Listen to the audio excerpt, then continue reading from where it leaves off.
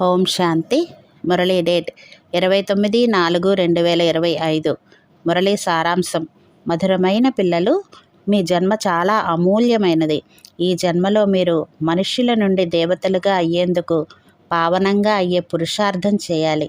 ప్రశ్న: ఈశ్వరీయ సంతానము అని పిలువబడే పిల్లల ముఖ్యమైన ధారణ ఏమిటి?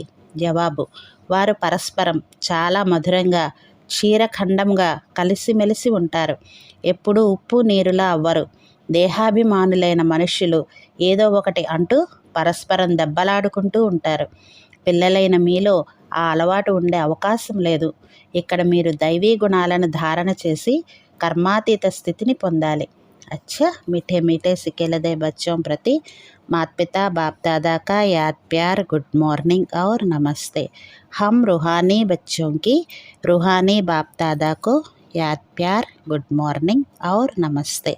ధారణ కోసం ఫస్ట్ పాయింట్: నేను బాబా స్మృతిలో ఎంతసేపు ఉంటున్నానని లోపల మిమ్మల్ని మీరు ప్రశ్నించుకోవాలి. నేను దైవీ గుణాలను ఎంతవరకు ధారణ చేశాను? నాలో ఏ అవగుణము లేదు కదా? నా నడవడిక, ఆహార పానీయాలు హుందాగా ఉన్నాయా? వ్యర్థంగా మాట్లాడటం లేదు కదా?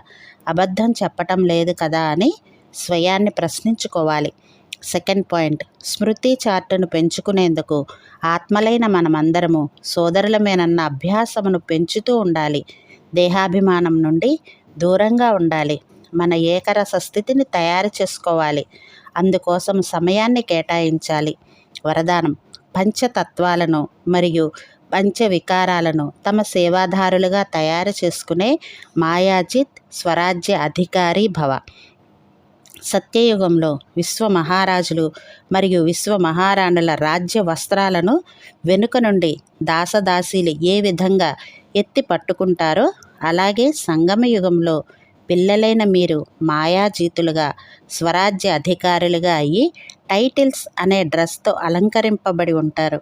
ఇందుకొరకు దృఢ సంకల్పం అనే బెల్ట్తో టైటిల్స్ అనే డ్రెస్సును టైట్ చేసుకోండి.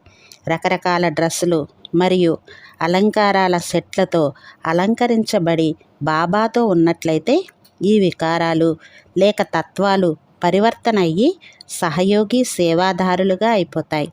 స్లోగన్: ఏ గుణాలు మరియు శక్తులను వర్ణన చేస్తారో వాటి అనుభవాలలో మునిగిపోండి. అనుభవమే అన్నిటికన్నా పెద్ద అథారిటీ. అచ్చ. ఓం శాంతి.